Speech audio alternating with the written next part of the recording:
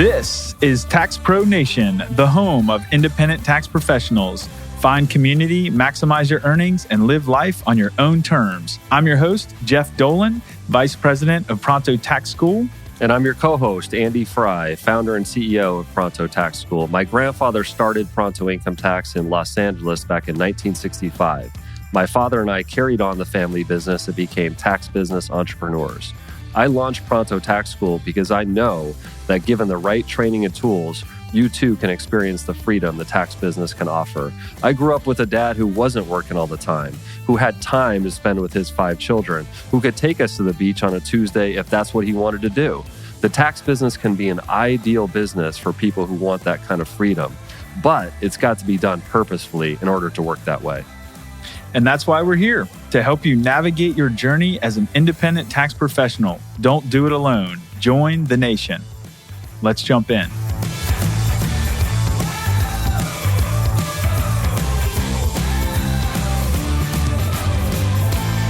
Welcome to episode 10, where we will be introducing our first guest on the show, Casimiro Jesse Peña, a 25-year veteran tax pro and entrepreneur who specializes in small business tax preparation. He has a passion for helping entrepreneurs, which is why we are thrilled to have him as our first guest. The stories told and lessons learned here can change the course of your career. Good evening, overlooking LA tonight. Yeah, broadcasting live from Los Angeles, from the Casa de Peña. Very happy to be here. And Jesse, just thanks so much for having us to your beautiful home. No, thank you guys. It's really a pleasure. I count it an honor to be part of this at this point. Yes. Yeah, you're not only part of it, man. You're the first guest, the very first guest. And I thought that was really perfect, man, because you were my first mentor in the tax business. And so many of the things that we've been able to do together, working together, and just being able to admire the way you've built up your career. And I've been on my own journey. I think a lot of it started from just being able to work together in a small office and take care of those clients. So what do you think, if you had to pick one thing, Jesse, like what do you love most about what you do? Because I know you do love what you do. I do. I love it very much. I tell my clients that all the time. It's something that I think that it's good for them to know that I enjoy what I do, and they can see it, they can sense it. Like if you had to choose one thing, what would you, because a lot of people would say, right, like what would you love about doing taxes? But you know, what do you love about it? Number one is I love to help people. I feel that with my service, I am helping a family. I'm helping a person. I'm providing them with information that can impact their financial future. Ultimately, taxes are going to be here all the time. And so I feel that everything that I do, I always want to give them the best of what I have. And if I need to ask questions because I don't know the answer to it, I'm willing to do so. I'm willing to let them know, I'm not sure what the answer is to this, but I will find out for you. And then I do everything I can to help that person. That's great. Getting started, take us back when you first got into your career in the tax industry. So 25 years ago and 100 pounds ago. All muscle, baby. All muscle.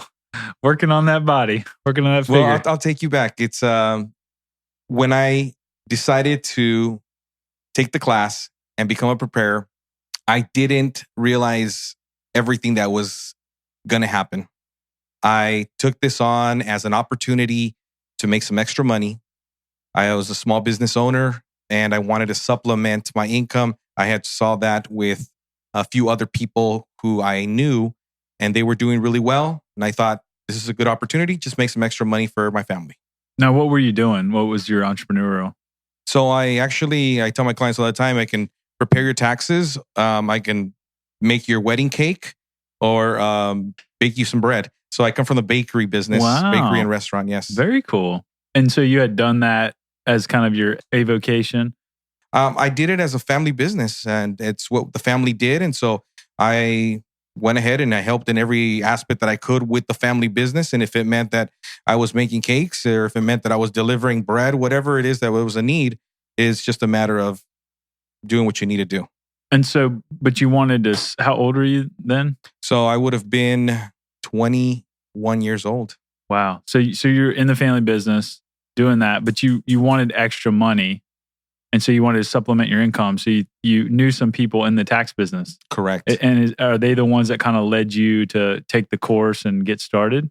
Yes. It's actually my ex-father-in-law was the one who had been doing taxes for well over 20 years. And though he had his 9 to 5, he also would do during tax season, prepare taxes.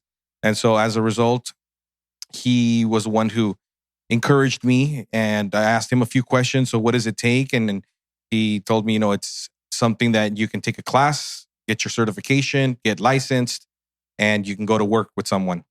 I wasn't used to going to work for someone. I'd always worked in the family business. And so I thought I can go ahead and get the license, get all that done, but I can just set up my own place. So tell us for a second about that, because I know from getting to know your wonderful family and just how entrepreneurial so many people in your family are, and it's a cultural thing. And you started very young, being involved in self-employment activities and being able to see people build up a business for themselves.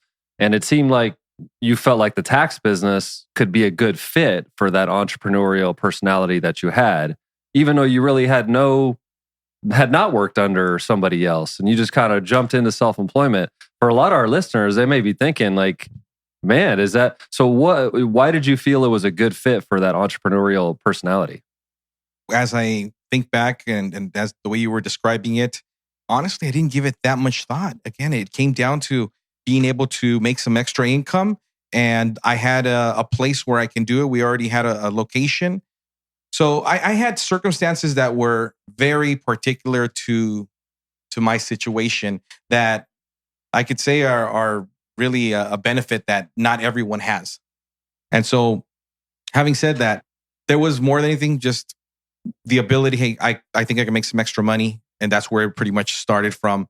There's nothing wrong with extra money. And I think that is where a lot of people start. I mean, I think when you were looking at what we had built out here for the Pronto Path and trying to provide a roadmap for us as independent tax professionals. I mean, when I was trying to think through that, Jeff's saying like, well, what would be the next step after you do this?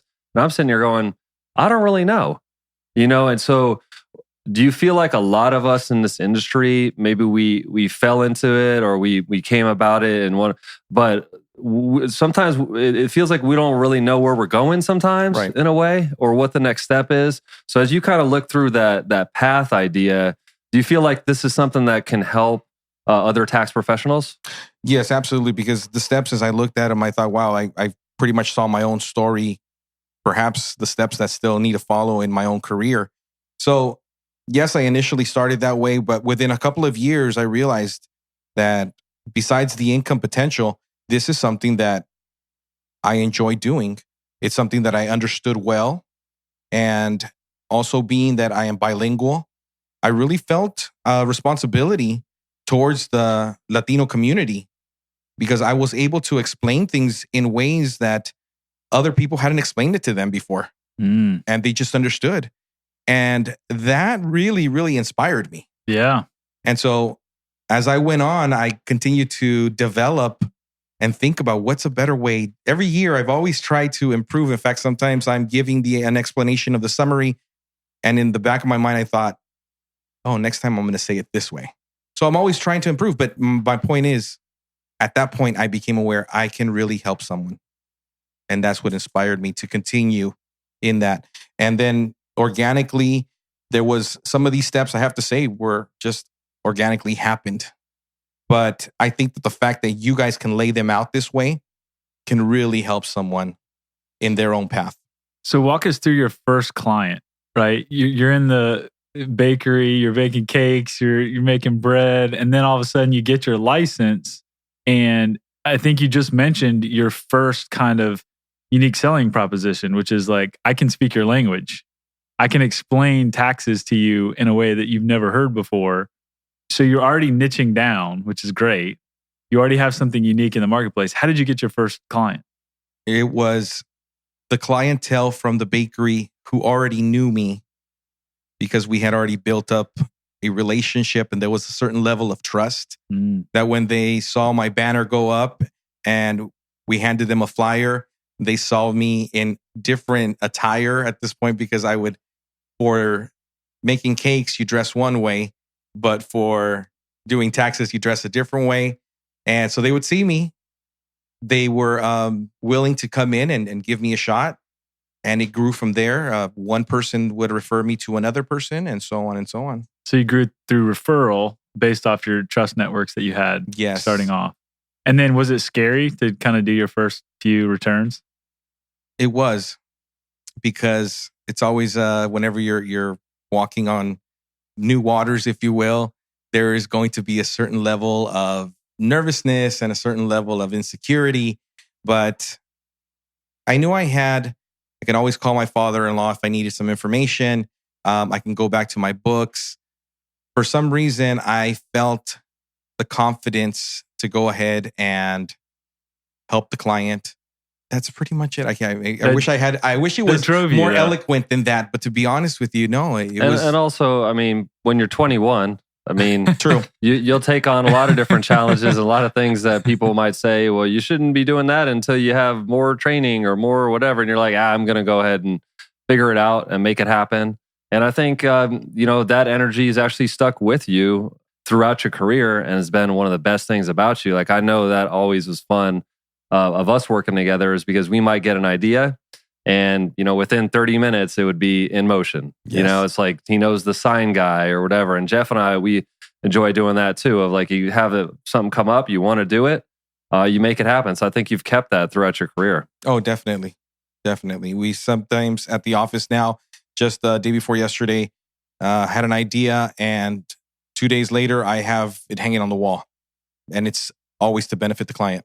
Yeah. If you keep that in mind and being able to keep the client's best interest first, that's definitely a major key. Are you somewhere in your tax career and feeling lost with what to do next? Do you sometimes wish you had a map to show you your next step to reach your full potential as a tax professional? Here at Pronto Tax School, we have developed that guide. We call it the Pronto Path, and we want to share it with you for free. Go to taxpronation.com/path right now. What did you think of the steps that you've sort of, not to say passed by, but you really, you have gone through a good part of your career? What would you say was like the most difficult and most challenging step or maybe time in your career? I would say not only for myself, and I think other tax professionals are going to find that it's being able to do this on a full-time basis. So we know that tax season, that's where our maximum earning potential is. But to be able to continue for the rest of the year, that's the biggest challenge. And one of the steps that is outlined is adding another type of service. And so for myself, it turned out to be a few services. And it's once again going back to, and I hate to sound like a broken record, but it's just so important to me, which is helping people. And so for myself, I do immigration services as well as notary services. And so I'm able to help the Latino community and others through my services with that immigration. And that becomes another referral, which comes to another referral, will eventually become a tax client, and so on and so on. Yeah, and remember all those times that felt like we were kind of running our head against a brick wall about, we got this great client base, and for 100 days or for 3 months, like, we're knocking it out of the park. Like, we're a great team and all that. What else can we do? And I think we ran through a number of ideas, but I think what you were really good on with the immigration services, in addition to really having that passion for helping people, was being patient. Because it took a little while for, we always think like, oh, well, we have this number of clients and it should do this, right, over this. But you really were patient with it. And what do you think was the key to you building that up to be successful? As far as the key, in order to continue and to build it, was having another source of income. So as you know, I did this seasonally for, I want to say, a good 12, 13 years before I went on full time doing this. Wow. And as I transitioned into the full time, it happened in a way where it needed to happen. In other words, if I didn't do it at that point, I wasn't going to grow with the potential that I had. So I had to make the decision and leave the other source of income, my other business, basically. I left the business to continue on full time. And it's been one of the best things I've ever did because I saw that potential. Do you think that you did that at the right time, or were you looking back? Do you think you could have done it earlier or should have waited till later? Like, how did you know that was the right point to make the jump? I felt I did it at the right time. There were opportunities that were presenting themselves that for me were the sign that I needed to know that, okay, this is time to move on, to leave this behind. We all go through different stages of life. In my situation, my children were getting to a certain age where I now had a certain freedom. I had freedom to have more time to work, but at the same time, I also didn't want to have two different occupations. I wanted to really be able to focus on one thing and use the time that I had available to the best that I could. So how old were your kids? So when I started transitioning, I had kids at different ages. I have 4 children, but my older ones were able to help me with the younger ones at that point. I was a single parent for many years, as you guys know, and it was great for me those years that I was a single parent. But as I remarried and had these opportunities start presenting themselves, I had a network of people that were able to help me along the way, where, again, I was able to then transition into a full-time tax business and grow it because that potential was there to grow it. Yeah, and I think one thing I noticed about your numbers and your overall, performance in the office is when you went to being year-round and really focusing, it took off for you. So why do you think, and we've seen that with other professionals, where the more involved they are in the quote off season, because you're resolving problems and you're being accountable to clients and you're working with, you're on the forefront of customer service, client service. So why do you think that is important? And if another tax professional is saying, like, maybe I'm not able to fully replace my current other income, but like, why does it work out? Yes, I can tell you confidently that it's consistency. And so I was ready. I was consistent as much as I could with that work. In other words, in the tax business. But I knew that if I continued to be consistent and dedicate more time, I was going to see a result. And so consistency, I think, would be one of the biggest factors in this business, is just going in day after day. If you will show up to your office, people may show up or will show up and you will have a client. But if you did not go to work or you did not go to the office that day or you closed early. Why are you looking at me, man? Okay. Then, because I learned it from you. Yeah. How to close early. You are one of the most consistent people that I have met all my life. You are also one of the most diligent people, and I've learned a lot from you in that regard. Thank you, man. Sometimes the just showing up, being open to helping somebody out that walks through the door, it's amazing what comes from that, right? Yes. I mean, you can look at people that you met and even just wonderful people that you're just like, you're such a great person. Like, I'm so glad that I met you through this context of being able to help you with this thing that we all need to deal with. Right. And being able to help in the other services that you offer too. I think that's a good point for people that are listening to this, that are saying, what is the thing that could take my tax career to the next level? The numbers that we have seen inside the company has a lot to do with you don't have to work full-time year-round, but being involved year-round, I think it really adds a lot to people's earning power. No doubt. What's some advice you would give about consistency? Like, I mean, obviously, once you've done, a number of tax returns, we have kind of the 50 number, so you started your career, you got your first clients through the trust that you built with your existing relationships. You started doing the Latino community. And then did you go beyond that at some point? Like, at what point did the consistency kick in to help you build your business? Well, I'm going to answer that and also mention that for someone who is on step 1 versus or someone who's on step 3, the consistency is going to be different. So if you're starting off, that consistency is going to look like, even though you may be new, let's say to a certain office that you're working at, you're a new preparer, you're hired at a certain place. And even though you don't have the same amount of clientele as the other people sitting around you, you being there, regardless, for as many hours as you are going to be there, someone's going to sit with you, and you do that day after day after day. People will start to recognize you, and then you start doing that year after year, and that's the way you build a clientele. And for the person who's has a business and he's a tax professional, entrepreneur, that daily grind, that daily showing up during tax season, obviously, but also in the off season.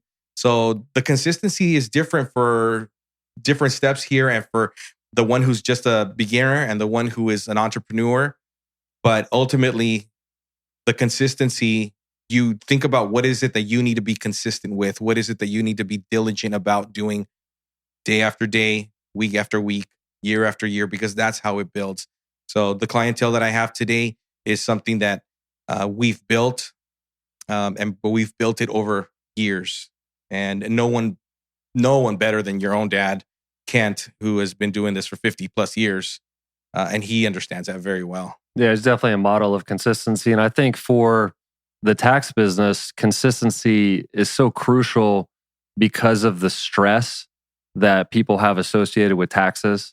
And so just seeing the same person, I mean, I think that's one of the best things that Kent has done, is been able to nurture and, really just love working with the team and trying to keep the same team as much as possible. Because when the clients see a consistent experience, it starts to relieve some of that anxiety that goes along with taxes.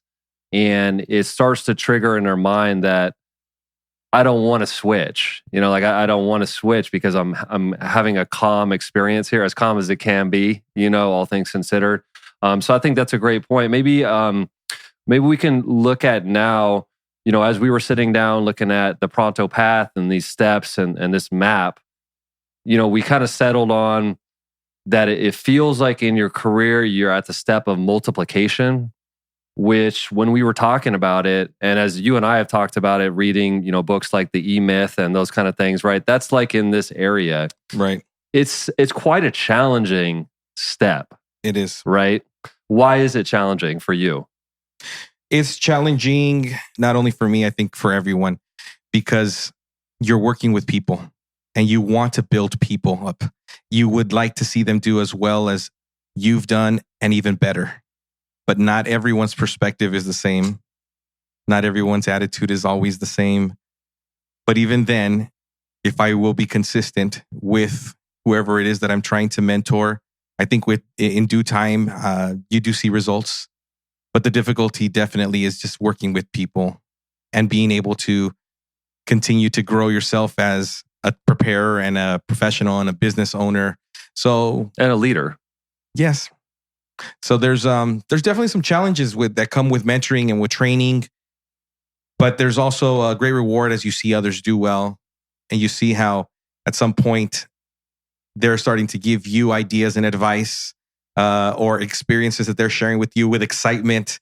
Oh, I helped this client and this happened. And so those are things that are very refreshing, inspiring on those days, especially where we've worked 12 hours a day and delirious laughter begins at the end of the day, and we're just kind of going over some of the things, and I can see that person is enjoying what they're doing. What I've been teaching them, what I've taught them, is now paying off. So let's flip the script a little bit. Put yourself back in their shoes. What was your mindset then versus now?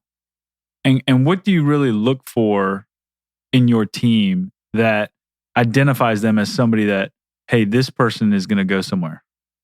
By putting myself in their shoes, it's interesting because when I began to work as an employee, so the first 2 years of my career, I had my own office. There was a series of circumstances that caused for my office to have to close. And then I began to work for a company, which is Pronto Income Tax. When I began, I was placed in an office pretty much by myself. Once again, So for me, it was really, I can't say that, hey, there was a lot of training, there was a lot of mentorship, but there definitely was support. So even though I was in this office in East LA by myself, for the most part, I knew that if I had a question, all I had to do was pick up the phone and call someone at the other office and they would help me out. So I felt the support. The coworkers that I did see on occasion that would come out to the office to help me out were wonderful people who also really tried to teach me things that I didn't know. So my experience is a little bit different in that regard. As far as the mentoring, I was when I began to work alongside with Andy that I really felt that we were, he talks about me mentoring him, but I really felt like we grew together, even though I had already been doing taxes for a few years before you. There was this camaraderie that we had. And so as a result, now in hindsight, we became aware we would talk about how do we help others build their own business and their own career. And then we started unraveling and unwrapping that, what those thoughts would have looked like. And now I've used those with the team that I have today. Yeah, and I think one of the things that you point out of being by yourself in an office, and at least you had some support. But imagine all the people that are just out there without even that level of support. Maybe the only support they have is their software company, or just somebody that maybe doesn't know that much or want to help them that much. And I think that's one of the fun things about what's happened in Monrovia office under your leadership is that team aspect. I think there's multiple people there that have really excelled their career. And I think it has a lot to do with you and I being able to be there as a team and feel like, wow, the teamwork is actually, you're a lot better like when you have somebody mentoring you consistently, when you have somebody who can be a second set of eyes. So for tax professionals that maybe don't have that right now, like if you what would you do to go about getting some of that teamwork if you don't have it now? That's a great question. Because when you are on your own like that, starting off a new business, it's got to be very difficult. It is very difficult. So I would say that one of the things that you want to do is either get connected with other preparers in some facet, whether it's through a community like what you guys are providing here. That would probably be one of the first things to do. The other would be get yourself familiarized as much as possible with the IRS website. Get yourself familiarized with other resources that are out there where you can really tap in when you have certain things that you're not sure about. And then the other thing would be, as different situations come about with different clients, take them on. And if you need to let the client know, I need a day or two to work on this, let them know that if you are doing so, it's because you really want to make sure that they're going to get the best result possible. And I'm not going to say that you fake it to make it, because that's not really what it is. But what you do is that you humble yourself and you say, I'm going to help you the best that I can. And they will trust, they trust you. It's something that if you care about someone, they sense it. I mean, just listening, you mentioned showing up to the office, but I didn't hear a lot of like, how did you sell? Like, how did you get in front of new clients and how did you bring them in the door? I mean, obviously you can't just sit in a chair and people just come in and then you close them. I mean, maybe you can if you're in a prime location and you already have foot traffic, but what if you're sitting in an office and no one's coming through the door and you're just like, I'm trying to get my business started and I'm all alone and I don't have any support? Like, what kind of things are you doing to bring people in? Once again, my circumstances were a little different than a lot of others. The office that I worked at is already an established office. It didn't have the clientele that it has today, but there was already a clientele that was established. And so when they came into the door, they already had the idea, I'm going to have my taxes prepared, but they saw a new face, and that was me. And so at that point, it was up to me to sell myself, basically, with the service that I was about to provide. So one of the things that I always like to do is break the ice in a way where people feel comfortable, whether that is giving them a little background about myself, trying to find some common interest with the person. And at that point, you start to build a rapport with the client, and then you build on that. The tax preparation business is beautiful in the sense that when a person comes in, they already come with an expectation that someone's going to help me. They're not coming in thinking, oh, this guy's going to treat me like, So that expectation, you need to build on it. So when the customer comes into your office, then you have to make them feel like you are their hero. You just walked into the right place at the right time. I'm the man to help you out. So let's talk about that. So you mentioned caring for your clients. Like, Yes. What are things that you're doing to make them feel that way? This is something that I've thought a lot about, because care is not something that you can train or give someone. It's something that they need to develop. Yeah, they actually have to care. It is something that if you will live it out in front of your clients with your coworkers, it becomes contagious, I believe. They begin to emulate that. And there is kind of this sense of care in the office. So I think that the most important attribute that I have with my client is because I care about my client. They trust me because they know that I care. And the way that I show that to them, I can't exactly tell you it's because I say this or because I say that. It is just something that if you will care about someone, they feel it, they sense it. And it just from there, they become your client year after year. They trust you. They will refer their friends and their family to you because they care about their family and their friends. Are you thinking about getting into the tax business, but not sure where to start? Maybe you're not even sure the tax business is the right fit for you, and you don't want to invest a lot of money or time quite yet. You just want to get a taste of tax knowledge and see if you like it. Or maybe you're an experienced tax pro and you see someone else in your world who needs an introduction to the tax business, but you don't have time to teach all the basics. If either of those situations sound familiar to you, you need to check out the Pronto Tax School Basic Income Tax course today.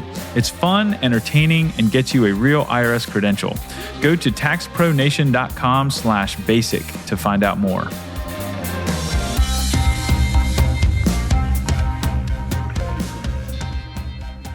You were talking about how hard it is to find a person that cares and identify in them that aspect, that characteristic, that personality, because everyone puts on a good face, right? When they come in to get a job. And it is hard as a manager, as a leader of your company, as an owner, to identify good talent and to identify people that really have that heart level care for the client. So talk about that struggle. Yeah, it's definitely something that you may see a certain strength, other strengths that you're looking for, maybe organizational. It may be a certain charm that they have, a certain tone that they have. So I think that you may not be able to find in all persons this perfect candidate. But if you will identify perhaps some of those other attributes that you're also looking for, those other personality traits, you can develop that care or help them to understand what it is that we're trying to say by caring about the person. But you actually, during the small break here, used a few words to describe care, which one was empathy. The other one was service. They all fall under the care, yes. And so those are some things that you would be able to perhaps identify in a certain way and with a candidate. So once again, I haven't had great success in hiring that perfect candidate, but I will be consistent and continue to try and to continue to develop. So at some point, we'll have another podcast when I got that figured out. Nice. Nice. I mean, that's what's fun about it, is being at the step that you're at, enjoying the things that you've done, to get you here. It's amazing being in this wonderful house. And I'm really proud of you, man. You've done so much, but also realizing that I have still ways to grow. And we would talk about this multiplication step. I mean, we were having some good laughs about all the HR problems that can come about.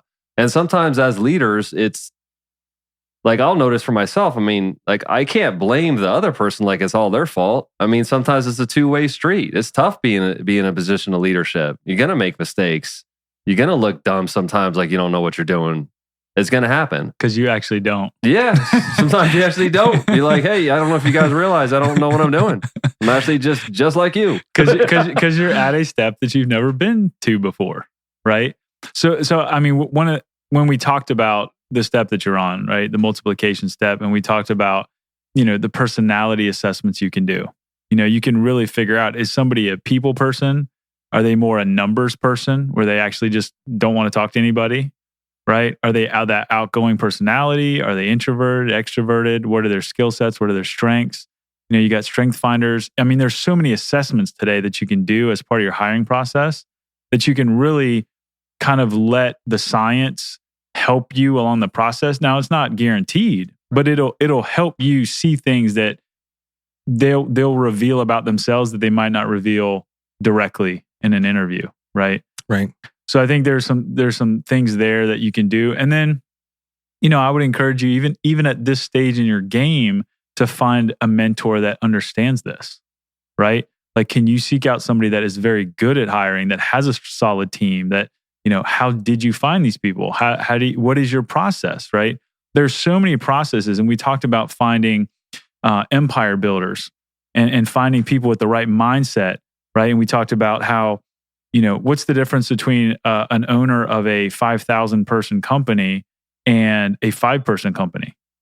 The only difference is the person leading the 5,000 person company hired 5 empire builders. And so he just manages those 5 people, but they hired 5 empire builders who built out their team, and they did the same thing. And so now you have this huge organization, but you're still managing 5 people, right? But the difference is, the person only running the 5-person business, those people don't have the mindset to do any leadership. They're just endpoints in themselves. They're end producers. Right. And it ends with them. They don't have an entrepreneurial owner mindset. They don't have an empire builder mindset. So there's a skill set that you're recruiting for all the time. You're always looking for that next talent that has that mindset, because it is rare. Yes. Right. And so you're always building that relationship with people that could potentially come on your team. Yes. You're building that bench over time. So I think there's things that, I would just encourage you to keep going, because you're doing so great. And this is just the next step in your journey. Thank you. Many of those things that you just mentioned are because exactly, I am in the step 7 of multiplication.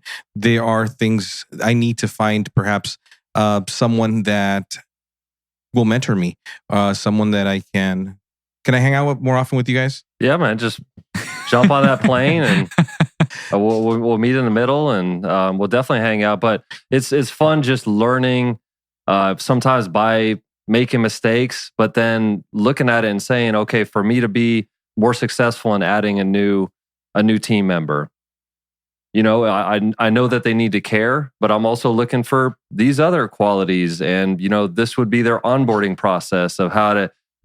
Because it's tough for us as tax professionals, as many tax returns as you're doing, as much as client work, it's a large time commitment. So sometimes we kind of lose track of those new people or something like that. That is a challenge, right? Yes, it is.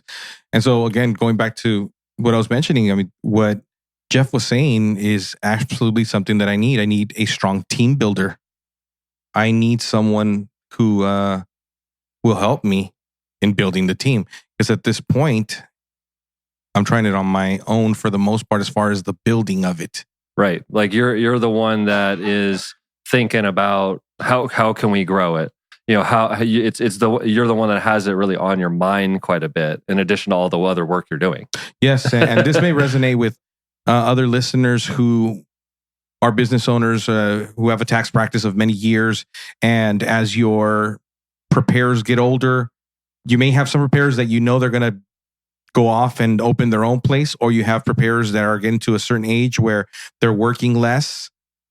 And so you start to try to prepare for that. Who am I going to replace this person with if they go, when they go? And that's the biggest challenge that I'm facing at this point in my career and with the business that we have. But you also hit certain barriers to your own skill set too. So usually when you have a need in your company, you're really missing a person. And you have to be self-aware enough to know now's the time for me. Like if you're trying to grow your business and you're struggling in an area, I think your mindset is perfect, which is always incrementally improve. You're always improving because you'll get there. And that is an unstoppable force that you have, that's talent, superpower. But I think at some point, you can find a person that can be in charge of building your team. And that frees you up to work on the business in other ways. Yes. And use your strengths. Because if you find a weakness that you have, I used to think for years that I had to strengthen my weaknesses. And it drove me crazy because I was weak in those areas. Mm-hmm. And it took me exponentially longer to get better at those things. Even though I was trying to incrementally grow, it was more efficient for me to focus on my strengths and let someone else whose strength it is to do the thing that I'm weak at and let them go. That's great. And I just give them an opportunity. And like we were saying on this podcast, expand your world big enough to where you can give them everything they want inside your world. Because people leave when they outgrow your world and you can't grow it fast enough for them. Right. Then all of a sudden they realize, well, I don't have a future here, so I guess I got to leave. And then you lose your best people. True. So as you think about that, I would just encourage you that, maybe it's finding somebody that can be in charge of that for you. Thank you. That's great. great. And maybe too, it's not a full-time employee that you have to bring on, but it's a consultant or it's a staffing person, and you want to talk to them about, hey, this is the challenge that they have or that you're having. And imagine if they came to you and they're saying, this is the challenge I'm having with my taxes. Like you find somebody that treats you with solving your problem, something you need, like you treat other people. Yes. And you probably have that taken care of within a week or two. And you could maybe step in at that second interview or that third interview, when the person has already done some of that legwork to find somebody that really can be a great fit. So I think that's a good point. It's something that I probably would have never thought of because you know how we do sometimes. We just want to just grind it out ourselves, man. Why pay anybody else? I got to sweep up. I got to clean up. Everything's got to be done by us. Right. Got to clean those flies out of the trash can. Definitely. No, and in hindsight, and now that we're on this topic, your dad actually did that the last time we hired, where he had me do all the preliminary interviews. And he outsourced it to you. He insourced it. So in one day, I had 300 emails for this Craigslist ad. But no, that's exactly what we did. We narrowed it down to 10. I interviewed, I want to say 7 out of those 10. And then your dad asked me to narrow it down to 3. And then he interviewed those 3 and then he decided. And it was a good choice. Cool. What do you think? Because I remember when you really were increasing your volume of tax returns that you were doing. And that was when Juliana had come on our team and was helping with some of the phone calls. Because I remember it was always like, gosh, I don't even want to tell Jesse he has another phone call, because you're just sitting down with a client. So it's like he's trying to give this nice service experience and getting 10 phone calls in the meantime. So she kind of took that, some of those phone calls and Lily helped out with that great too. Some of those phone calls, the client greetings, some of the data entry. For people that are in this multiplication stage and they're already getting a lot of business or getting a lot of clients, is that a key role, that person to kind of support you? And how should somebody think through that if they feel like they're a little overwhelmed right now with work? Yes, that is a key role. If you are that person who you have it, like in my situation, whoever it is that makes Post-its, they make a killing because of me. You're just crushing those Post-its. Those Post-its with phone calls to return. That person is the one who will really alleviate that. So training that person as far as what type of question you can ask the client that calls, that perhaps they can go ahead and answer the question. Sometimes a client wants to talk to you just to say, when are you there? And so you train the person to be able, that's what I've been doing this last couple of years. It's been a learning process, but that is one of the things that I'm doing is teaching the person who is my admin assistant to ask the right questions before it actually turns into they left me a message. And you'll find that 50 to 70% of the time, at least, they're going to be able to handle it. And that's going to allow you to have more free time so you can handle the customer that's in front of you. Okay. So that's one of them. That person that you have in that role, also you want to have that person have a certain level of patience. They will build a little bit of a tough skin because most clients, they are very sweet to you, but they may not be that sweet to everyone else. Yeah. And so you let them know in advance. Some clients at times may be a little nasty. They may be a little rough. But if you'll be patient with them, have the right tone, you kill them with love, it changes everything. So that's another thing that I'm learning tremendously with the growth that I'm experiencing and we're seeing at the office. I want to back up a little bit because I think we skipped from step 3 to step 7. so let's just walk through because I want to hear some of your stories. Because as we walked through these steps in previous episodes, we had really a lot of fun telling some stories about Andy in the office. And so take us back just a little bit. So you're in your office, you're by yourself. Take us back there again. What is your first time that you had to actually raise prices on clients? And how did that go? So raising prices is not something that I had to be very concerned about because they were set by someone else. And so me not being the owner that set that or the person who set the price, I was able to. And so you have to figure out what your strategy is. But in my case, that's what it was. I would say the prices are set by such and such person. But by the time you get to the price should not be an issue because the client should be so satisfied with the service you just provided, the information you gave them, that no matter what price you say, they're going to be pleased to give you that fee. Boom. But remember when we were learning that? At Pronto, we've always been a low price provider. Affordable. And as we want to be accessible and be affordable. But remember when we first started realizing that if I charge $240, it's the same as if I charge $130, except I just brought in $110 more dollars. Because it doesn't really matter to the person. And so being able to value your services a little bit differently, I know that a lot of people in that kind of beginning stage of your career where you've gotten some traction, you're in the game, but you start looking at the math of how your business is going to work and how you want to be a homeowner and have a nice house like this, and you want to make your numbers work. And so you have to come to a point where you're going to say, I need to charge more towards what I'm worth, and being able to externalize that to another person who sets the prices. But there's also the times, right, where you're providing more value to that client. And so I feel like we kind of figured that out ourselves, that we're not punishing people if we charge a little bit more. In fact, we're just giving more fuel for us to try to do even better service for them every single year. Exactly. And it is something that you and I were able to work through. One of the things I remember as we look back and we were when we would have these talks in the off season, they were very long talks of just different aspects and looking at it from different angles.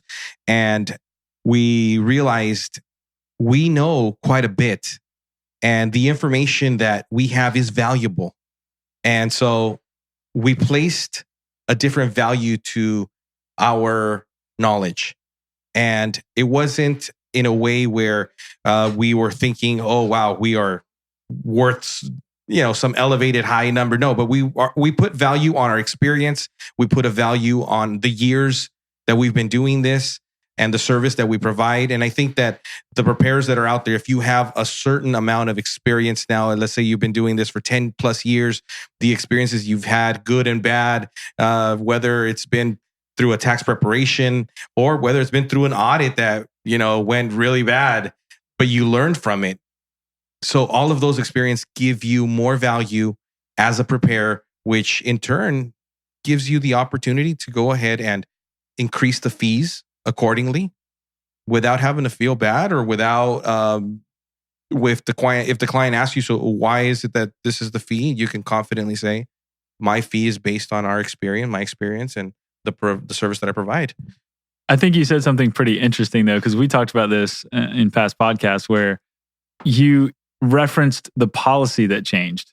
You referenced something that was external, right? Because I think the hard part is when you're the owner, they're looking at you like, well, you're the decision maker. Just make it less expensive for me. And you feel kind of guilty about that, right? And it's hard. It's a hard thing to do. But if you can point, we talked about having it as a policy. Well, it's our policy. Mm-hmm. So if you need to use that mental trick for yourself to feel more confident as an owner, to say, well, that's our policy now. For some reason, people they accept policy for some reason. Like if you just say, hey, it's our policy, it's like, oh, well, that's the policy. Right. Even if you made up that policy, like it's external. So it's a way to kind of build your confidence a little bit. Sure. And that's usually with new clients, because with a lot of your repeat clients, they already know that because you've already been building them, and they know that year after year, there is an increase because things just increase in all places and all things. Exactly. So I think that our clients know that year after year, we know more. We have more experience. They're in better hands. And that's something that you want to be able to convey with your clients, either just through your tone, through the information you're providing, or just sharing perhaps experiences that you've had over the year with other clients. They know that maybe in some way correlate with part of their situation. Tax pros have seen it coming for years. The entrepreneurial wave is here, and that means more opportunity to do corporation, S-Corp, and LLC business tax returns. With the new tax law, they're even more complex and in demand. Professionals who increase their skill set in this area can expect to become more profitable and successful. Pronto Tax School has the perfect online training course for you called Business Tax Verified with CPA Adam Shea. Find out more at taxpronation.com/business. So let's talk about the next step. So acceleration. You're growing your business. It's growing very quickly, rapidly. Once you're at the acceleration stage and you're doing very well for yourself, you're absolutely maxed out on the number of clients that you can handle. But Jesse never gets maxed out, so he's unlimited. No ceiling. His superpower is unlimited clients. Yeah, those Red Bulls keep coming. Yeah. So no, but I mean, we talked about during this phase of acceleration when your business is exponentially growing, the wheels are starting to come off. This is when people get into alcohol, overeating, depression. They struggle with their spouses. Their kids' relationships suffer. The wheels come off, or they pull it together and they figure out a way how to make it work, and they bring balance back to their life. Because tax season can be crazy, right? Mm-hmm. What were some of the things that you went through, or that you could recommend as help for people that are kind of hitting that sweet spot of like, wow, I'm doing this and it's successful, and I'm so successful that it's actually probably dangerous. It's like more money, more problems. Yeah. So one of the things that I see what you're trying to ask me, and one of the things I would say is you prepare for tax season. You prepare yourself mentally beforehand.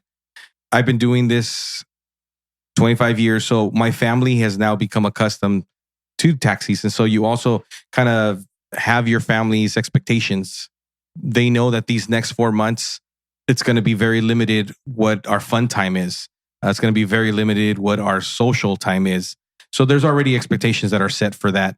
And anyone who's going into this business, you want to have that in mind, that the first 4 months of the year, that consistency is going to be very important, and it's going to require long hours. It's going to require dedication to your business. But after comes the off season, where you can then change things up, and depending on the type of services that you provide after that, you can definitely wind down the hours, wind down the lifestyle. So again, it's setting expectancies for your family. If you're a single person, if you don't have children, this is your opportunity to really, this is the way I see it. And I've told others who are new hires, if you will, that this is your opportunity to really build your business. So if it's different for someone who has 1, 2, 3 kids and wife waiting at home versus one who is just nobody waiting at home for him, or her. So expectancies, setting the right expectations, and having the right perspective as well. And that's something that going from 3 to 7, if you have, that's something that we ought to talk about at some point, is having the right perspective, because with any growth, growing pains are going to exist, and having the right perspective is everything as far as growing any business, because there are going to be days where you want to throw in the towel. Yeah, let's talk about that. Let's talk about throwing in the towel. I used to think about that every day. That's good. No, but I remember one thing, I mean, in terms of perspective that I remember you teaching me is, I believe I was, since I was the owner's son, I get to complain. Just kidding, guys. Don't laugh. Don't laugh at that. No, but I remember I was kind of complaining. I was saying, this is so much work. And this is really, and I remember you were just telling me, hey man, if you because you came out of the restaurant business. You're like, ooh, Andy, if you think this is right, this is a walk in the park compared to a restaurant. And I remember just thinking that, and I was like, oh yeah, that's probably right. Yeah, you're right. that ain't a knife, mate. Yeah. So that's the power of perspective right there. Sure, it really is. And yes, being able to have those prior experiences definitely will help your perspective. But even if you don't have that, you really want to have a mindset of taking on the challenges that come. There's going to be challenges, and challenges are going to be in every work area and every type of career field that you're in. You're going to run into times of challenge. And so it's those times of challenge and of struggle that actually really end up really being the catalyst to the growth. And so embrace it when those challenges do come. And, we have challenges in each one of these different steps that you've laid out. There's a certain challenges that may arise. So those challenges and the challenges that continue to come, embrace them, take them on. They will make you stronger. They will make you better. They will give you experience. So that perspective to just move forward and take them on, I think, is very important to a successful business, especially for a tax preparer. Cool. Well, this has been fun. Anything else that we didn't touch on? I did happen to tell Jeff, we were laughing and we were talking about the acceleration stage, and back when I was kind of going through that and starting to become a tax animal or just a beast in the office, and working those long hours, working a lot of days in a row, eating a lot of fast food, eating in the car a lot. And I happened to mention the time where we had, we weren't cleaning out the office properly. We had the fly infestation. Yes, I do remember tax flies. The infestation. Tax flies. Yeah, they were kind of like coworkers in a way. Yes. It became at one point that we just grew used to them. They were there. It's right. The clients who weren't used to them. Right, but they were only there for a short time. So it was like, just kind of let me get your taxes done. And, Yeah, I think that one of the things that I'd like to mention is that try to have fun with your client, with your customer. Mm-hmm. One of the things that I'm seeing more and more is how the clients that you've now built a rapport with year after year, when they come in, they don't want to just shake your hand. They want to give you a hug. They feel like they know you. And that happens because of the time, whether it's 15, 30, 45 minutes that you spent with that client. Mm-hmm. But while you are inputting their information, you're also chatting about things of life, finding common interests with your client. If there's something that is mentioned that you have some information about that may be helpful, share that with them. Oftentimes, they will ask, do you know anyone who does this or that? So it's good to have also people that you are able to refer out for certain things. So ultimately, what happens is that you build this relationship with the client. And then after years, their children will become taxpayers. Children start doing the taxes with you. And for me, one of the greatest satisfactions that I'm having now is how I'm doing generational taxes. So wow. I was doing the parents and then the children, and now I'm doing the grandchildren. Wow. And I'm not old enough to do their great grandchildren yet, but God willing, I will be, because it's really a lot of fun with the interaction that I have with my clients. So there's a lot of laughing. And if you remember back when we were working together in your cubicle, there was a bunch of laughing going on all the time. And on my side, there was laughing. When your dad is there, there's laughing going on with the client. So have fun with your client. Make it a positive experience. And when you do that, even if you have bad news to give your client, in other words, you owe some money, they're going to walk away at least with a certain sense of, hey, it could have been worse. Yeah. And that's really going to be based on just the way that you presented things and your own perspective. Yeah. One question I wanted to get your thoughts on, and I know we need to wrap up soon here. We're actually podcasting late at night. We can go all night long here. We're keeping it real, man. Thank you so much, Jesse, for taking the time. I wanted to get your perspective on.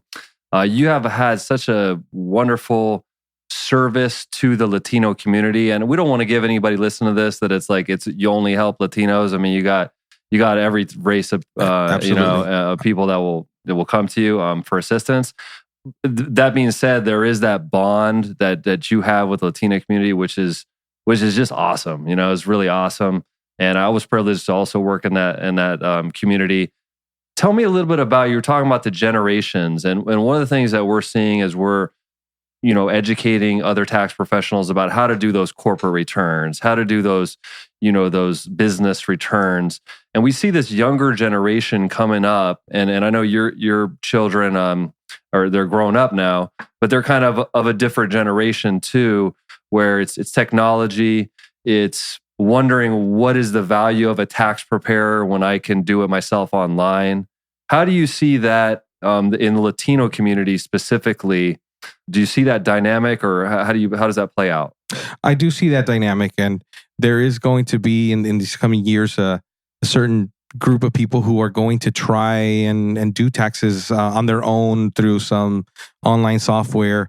But I truly believe that because of the experience that if they've been at your desk, whether they were with the parents or they were a taxpayer, they were a client with you, at some point when they're doing their taxes on their own, they're going to be thinking back.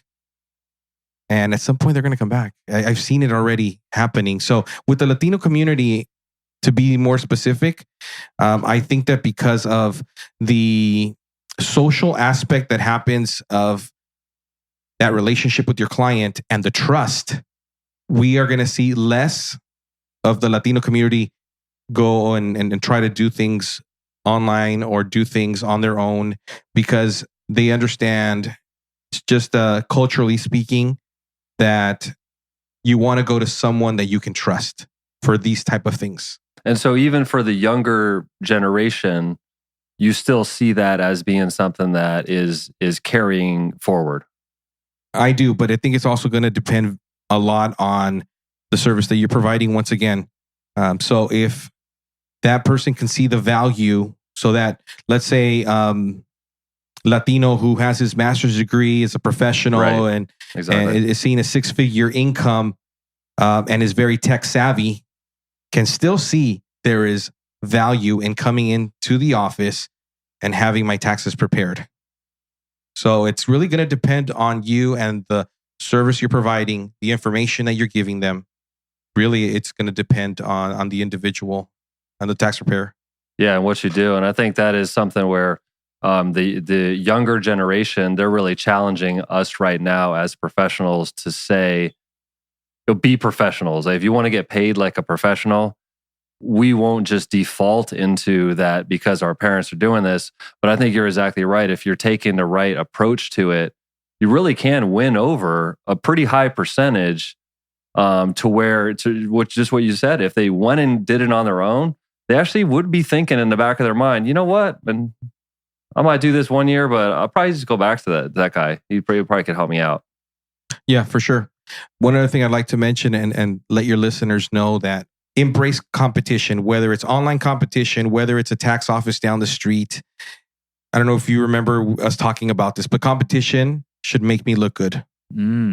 So I like that. When there's competition that's getting closer to you, when there's competition that's breathing down your neck, it's your opportunity to step up, improve your game, improve your service. When the client comes, they're going to have a point of comparison, whether they're coming from an online situation, whether they're coming from another office, but they're going to walk away thinking, what a difference. And that's really going to depend on the tax preparer, on the individual. And so know that competition is always going to be there. Embrace it and let it make you better. Yeah, and I remember we used to compete between me and you. Yes, absolutely. A lot of times in the office where we would tease clients and say, who's better? Who do you want to go with? Or comparing what the numbers that we did at the end of the day. And for me, I would look to Jesse as saying that, I see he's really giving good service. I think today I'm actually going to give better service. and so that competition actually led to increased benefit really for everybody, including ourselves, of just trying to get better. I love it. That's great. It was great times, man. I can't wait for us to do that again. When you coming back? Cool, man. Because I'm going to be interviewing the next few months. Yeah, it should be soon. I love it. Well, guys, this was great. Jesse, thank you so much for your time. Thank you so much. This was great. And I hope that in the future, I'll have the opportunity to come back with some wisdom that I can share for your listeners. And I really applaud what you guys are doing because, as I mentioned, when I read these 9 steps, I really think that having these 9 steps for someone who's starting off, it was an amazing benefit, knowing that you do have someone who can guide you. Because, entering a new field or becoming a business owner, there is so many challenges. There's so many pitfalls, and having a path set before you, wow, what a great benefit. So I applaud what you guys are doing. Yeah, and you're doing it, man. I mean, what's exciting about bringing other voices in, and which you being the first guest, is we all get a chance to help each other along this path and realize that if you've already been on that step, you have something to share with somebody else. Or if somebody in our community is on a step ahead of you, let's make that connection. So that's what's fun about the podcast. That's what's fun about being here tonight to have our first guest on. Well, with that, I've been Jeff Dolan. I've been Andy Fry. Thanks for listening. All of the show notes for this episode can be found at taxpronation.com/10. We have actually created an infographic of the Pronto Path so you can see all of the steps in one place. Go ahead and download that at taxpronation.com/10 as well. We hope this episode made your life a little bit easier and more profitable. Join us next week as we start our conversations with you, the listeners. We cannot wait. Don't miss it. Make sure you are tuned in to your favorite platform. Take care.